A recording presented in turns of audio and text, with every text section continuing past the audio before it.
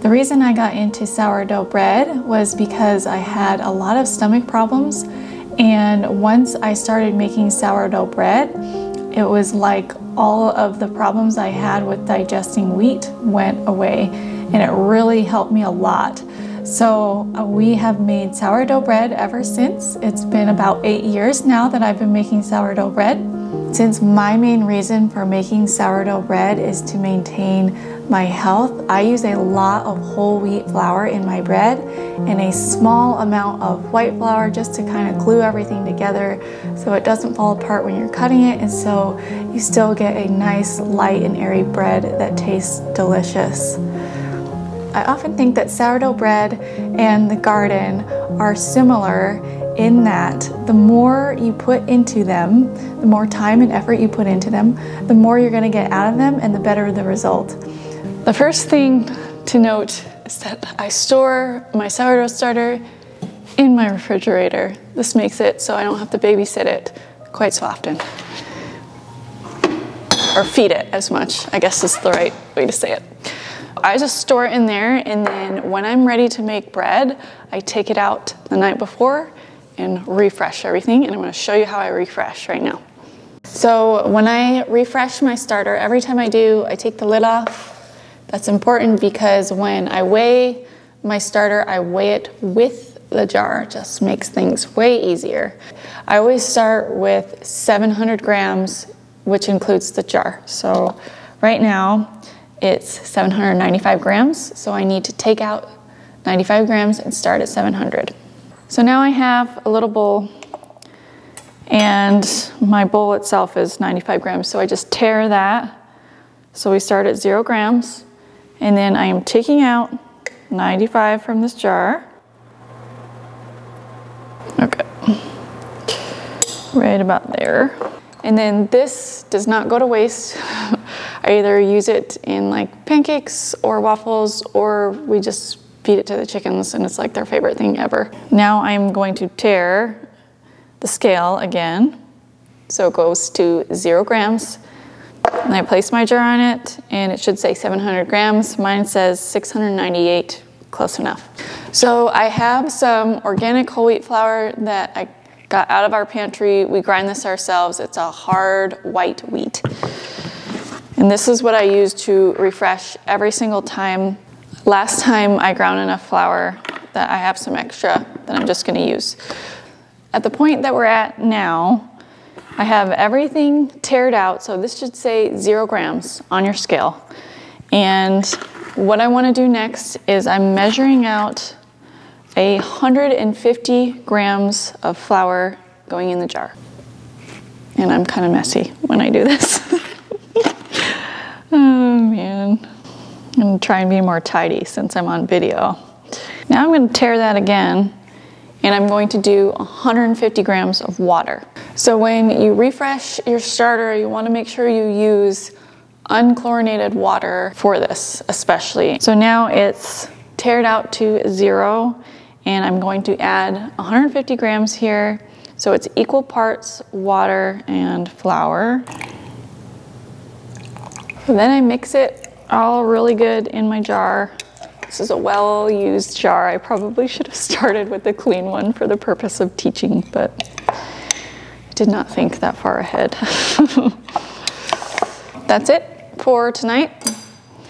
And if you want to double check your work and make sure you did it correctly, take your quart jar and turn on your scale.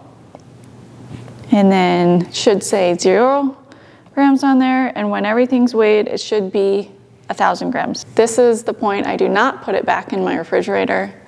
I set it on the counter. I'm gonna set it back over there for the night, and then we'll make bread in the morning. It has been about 12 hours since I made this, and it's risen all the way. It's gonna rise. Usually for me, it goes about to the top of the jar, and then I go ahead and start making my bread. So I have my scale here. Okay, then I go to grams and I tare once I put the bowl on there. I just take my starter and dump it in the bowl, and I'm measuring out 200 grams. Since I'm doing a spelt bread today, I usually use a little less water for that. So I am doing 650 grams of water into this bowl. So I'm gonna tare again, just to make my life easier.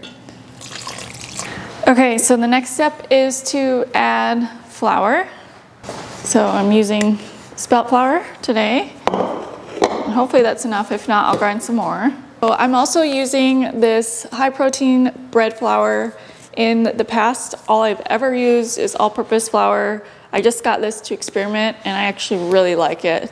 I use a little bit of this in addition to the spelt flour. So I have everything all tared again. And then you can literally like just pour it in or I might use a cup today. I'm doing 600 grams of the spelt flour.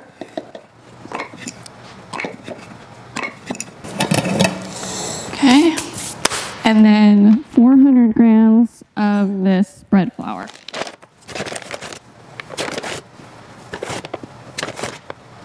And all I do at this point is I just mix everything together.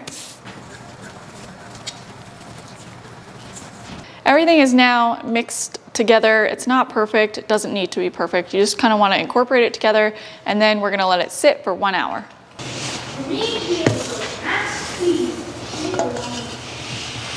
It's been 1 hour, and now I'm going to grab our dough. And what I am doing right now is I'm going to mix up some salt and water in this jar, pour it in, and then mix everything together. So here we have our dough all ready to go. I'm going to take a little jar here, and I want to do 18 grams of salt. Okay. Now that I have that on there, I add in water to get it to go up to 50 grams. So you want between 30 and 32 grams of water. And just make sure it adds up to 50, and then you stir that together. Now that my salt has dissolved pretty good, I am going to go ahead and pour it into my bread dough here. There's a little bit of salt left in there. And then I'm going to go wet down my hands, and we are going to stretch and fold. So you just take a piece of dough, pull it up, and push it to the other end. And at this point, the dough is still pretty rough, but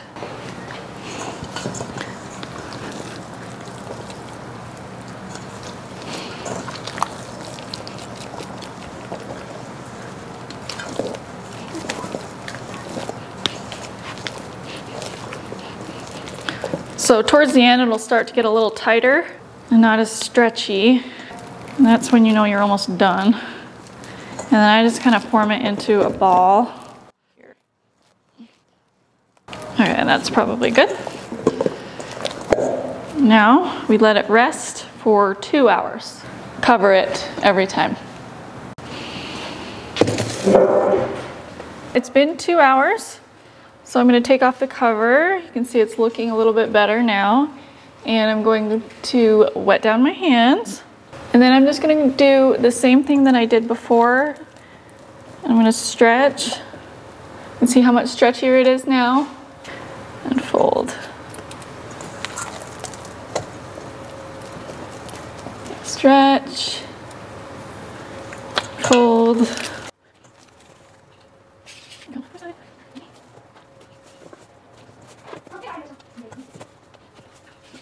And then once it gets tight enough that you can't really stretch and fold anymore, that's about the stopping point. And cover it again, and then let it sit for another 2 hours.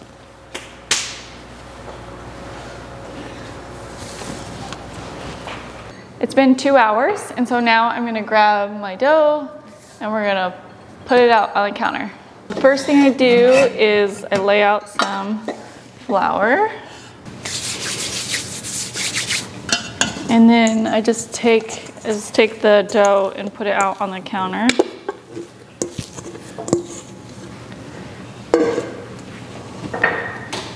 And from this point, I'm going to separate it into two. Let's put a little flour underneath, and we're going to make these into a ball. So I just take the outside and I do the same thing that I do inside the bowl, but on the surface. So I just pin it in. And what you're doing here is building tension on top of the loaf. Okay, one more. Okay, there you go. There's one. Take this dough, swirl it on the flour a little bit, and do the same thing. Just keep doing folds here. Fold that in.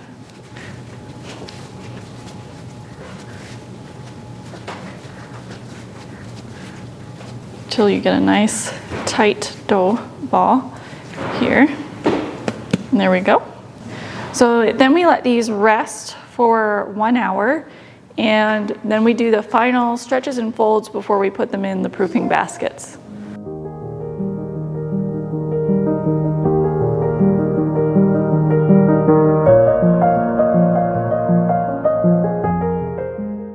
It's actually only been a half an hour, but I have somewhere that I need to be, so I'm just going to do my final stretches and folds right now and then put them in the proofing basket. I covered this with a little bit of rice flour, but you can use anything from cornmeal to a more wheat flour in here. Doesn't really matter, you just want something that doesn't stick.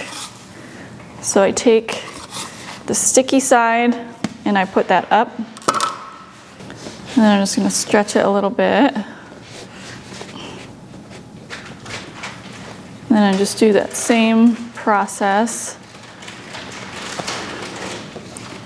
here. Make a nice tight ball.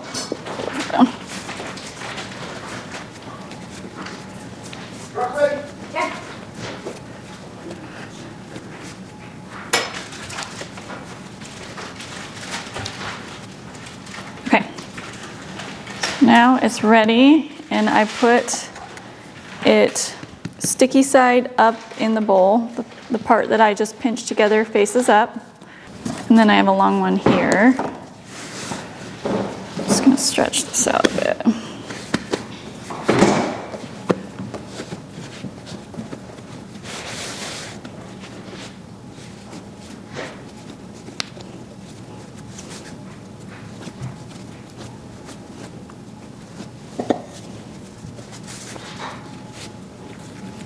So I'm doing the same thing, and I'm just trying to build tension on the top of the loaf.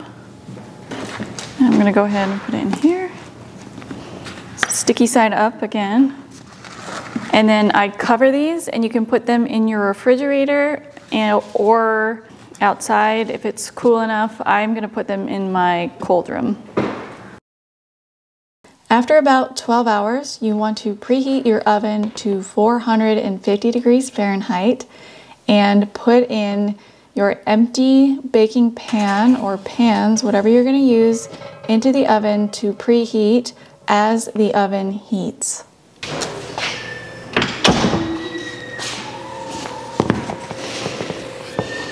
This sourdough tutorial is brought to you by Marquette Castings. I use their 6-quart Dutch oven to make my sourdough bread, and it works amazing for sourdough bread. And one of the reasons why it works so well is because a Dutch oven traps the steam inside, and the steam is something that is absolutely key to a good sourdough. It keeps the outside crust softer for longer so that the dough can rise higher. And the Dutch oven creates a nice, consistent environment for you to bake your sourdough every single time. After I finish up scoring my bread, I put the lid on and I put it in the oven and set the timer for 30 minutes. So you could cook your loaves at 2 separate times, or you could cook them both together if you have 2 pans. And I have 2 pans. I have my Marquette Castings Dutch oven, and I also have a clay baker that gives similar results to the Dutch oven, and so I use that. I take the dough from the basket and flip it into the pan, And then when I score the dough, I make sure I do at least one main score that's fairly deep to let all the gases escape, and then the other things are all decorative. So after that 30 minutes is up, you want to take the lid off, turn the oven down to 350 degrees, and then cook it for another 15 minutes. And this just allows the crust to get nice and brown and crusty and beautiful, as you can see here.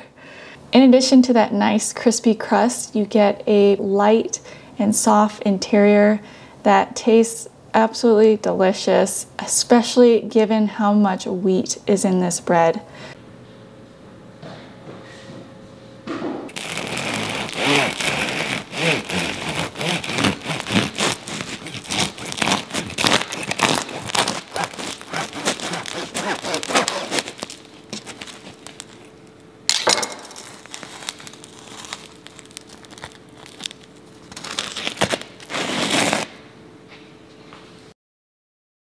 I use this same exact recipe if I am making a sandwich bread, and everything up until this last step is exactly the same.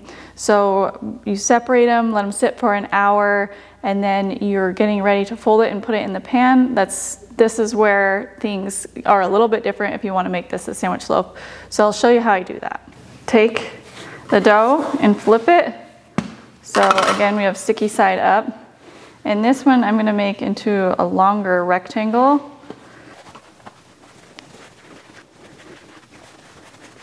Okay, and then I fold it into thirds. And then fold it here, fold here, and just kind of push it together.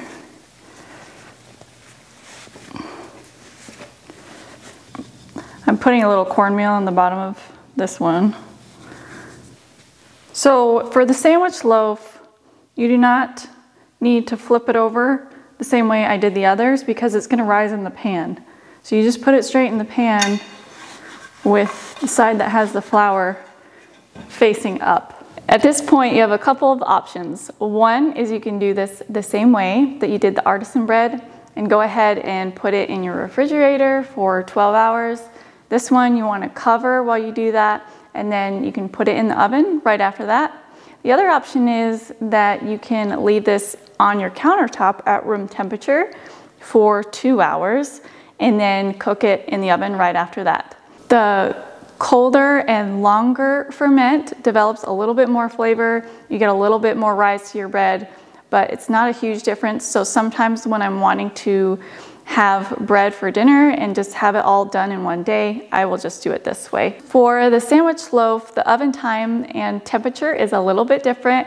I put it in the oven at 350 degrees Fahrenheit for 45 minutes, and then that's it. Just one step for that one. Once you pull it out of the oven, you want to let it cool, and then you can go ahead and cut into it and enjoy your bread.